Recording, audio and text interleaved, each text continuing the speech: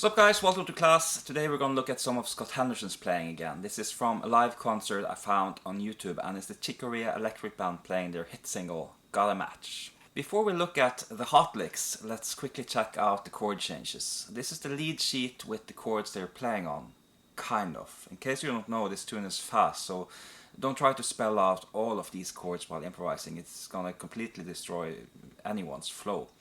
Let's try to see the big picture.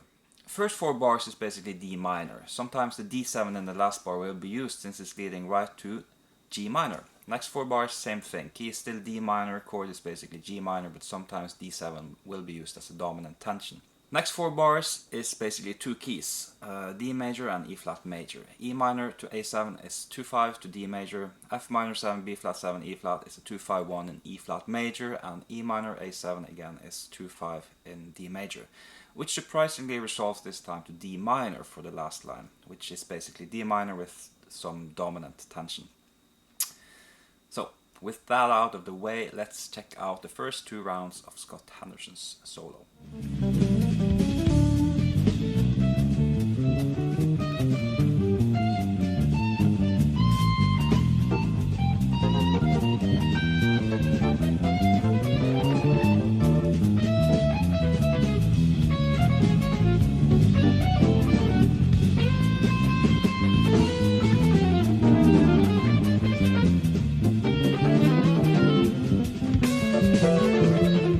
Okay, so let's check out what Scott Henderson is doing here. Actually, first let me just play through it for you so you can, see me play it.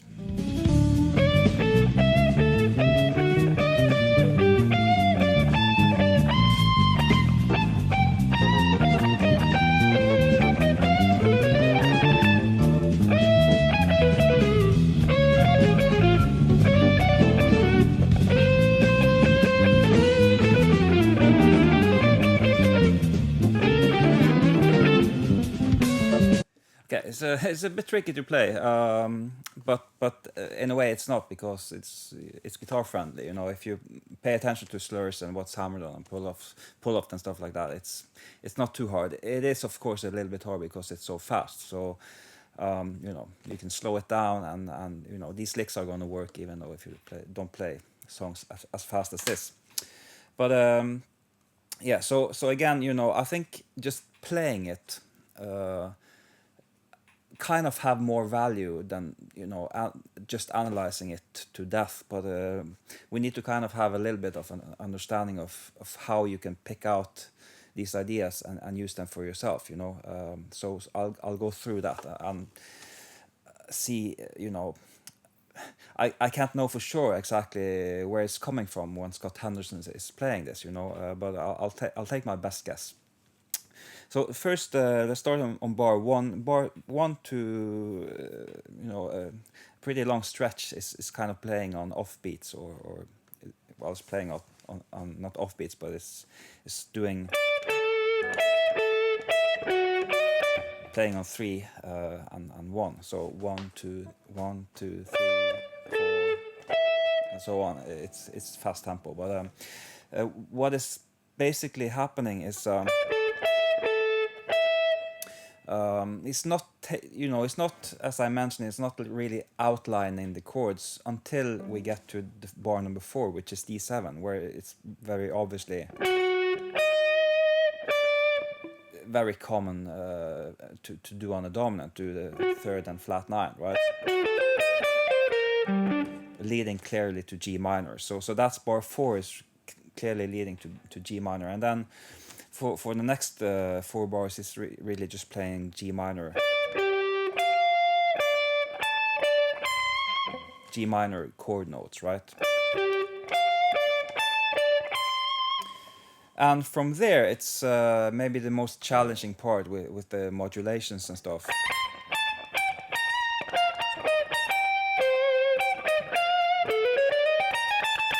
So what I think that is, I think it's simplified in that we're going, when we go away from that basic D minor tonality, I think what he's playing from is kind of C minor pentatonic, or which of course is the relative key of E flat major, right? This is bar number 10.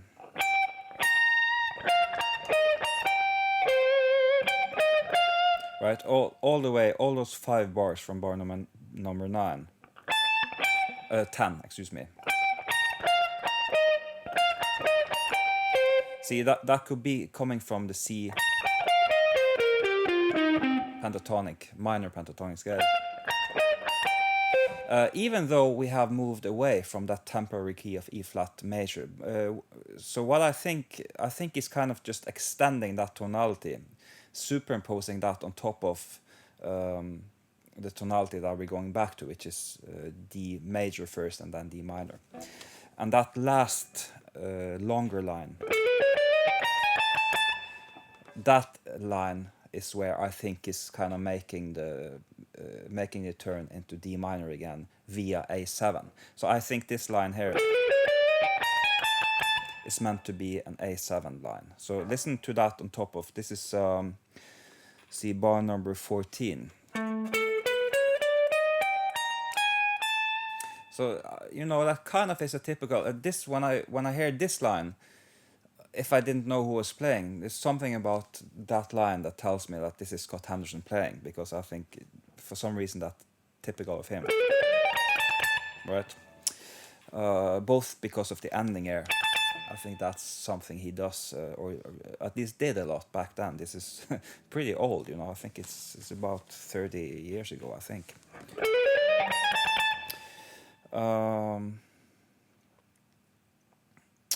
And that's the entire first chorus. But try out that last line here to hear it as A. Have a sharp 11 there, minor 7, flat 9, you know, and closure to the root. It's a really nice line.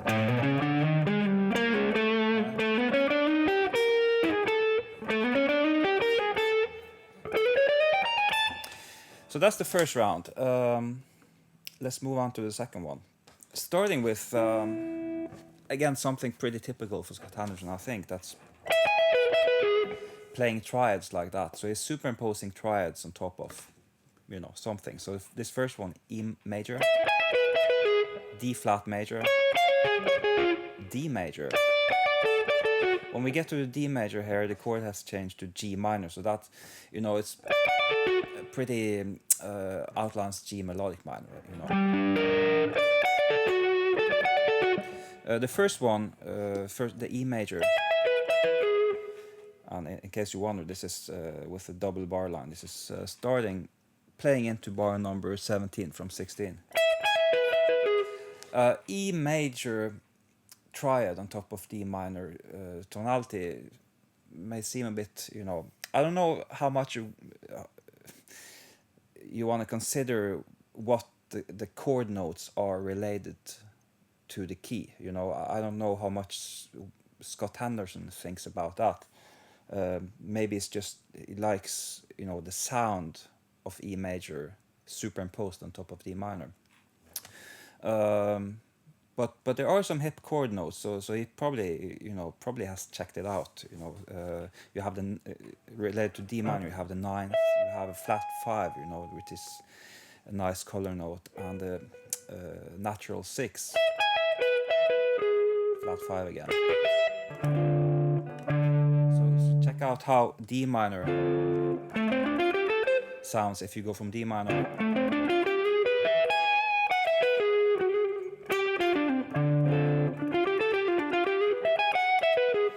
It has, you know, a character in that sound that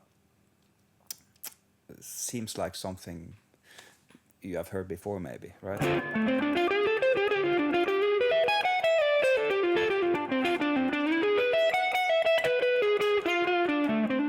Next one, D flat major. Also, you know, it has a major 7th, minor 3rd, flat 5. So it's, you know, it has the bluesy flat 5, it has the melodic minor, natural 7, you know, nice things. And D major we mentioned. And then we go, holds this note here from bar end of bar 22. And that, I think, is just leading us into E minor.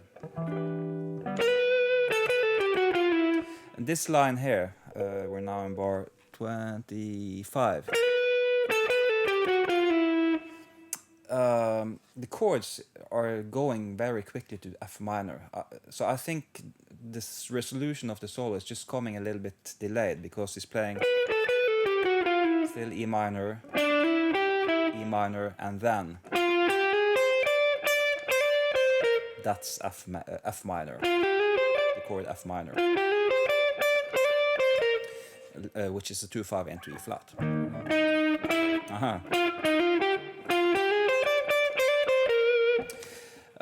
Yeah, and then we have the last few bars. It's not, it's hard to hear exactly what he's playing there. It's, it's a fast tempo, so it's not, perfectly accurate. But I think maybe the intention is basically this line, a typical diminished line, right, on top of an A7.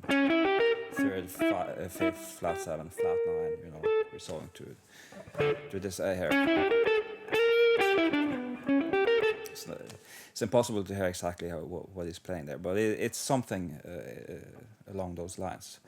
So yeah, I think that's analysis enough, and should enable you to pick out this stuff and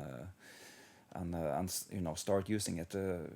But I don't I've said this so many times, but if you just play it, if you just get it in your fingers and connect that with your ear, it's gonna pop out, or it's gonna inspire you, and it's parts of it is gonna pop out when you improvise. That's the whole object here. Or maybe if you sit and practice and analyze and figure out slightly different ways to play this stuff, alter it just a little bit to if you're inspired, or to fit your style, or yeah, it's a lot of nice information coming from just these 32 bars of improvised solo. Yeah, also, if you want to check it out, I also included the bass line, what the bass actually plays on these 2 rounds of choruses, and you can check out exactly how it relates to both to what the guitar is playing, but also how it relates to the lead sheet original chords. You can see how much, how close the bass player stays to the changes, and what he maybe does differently.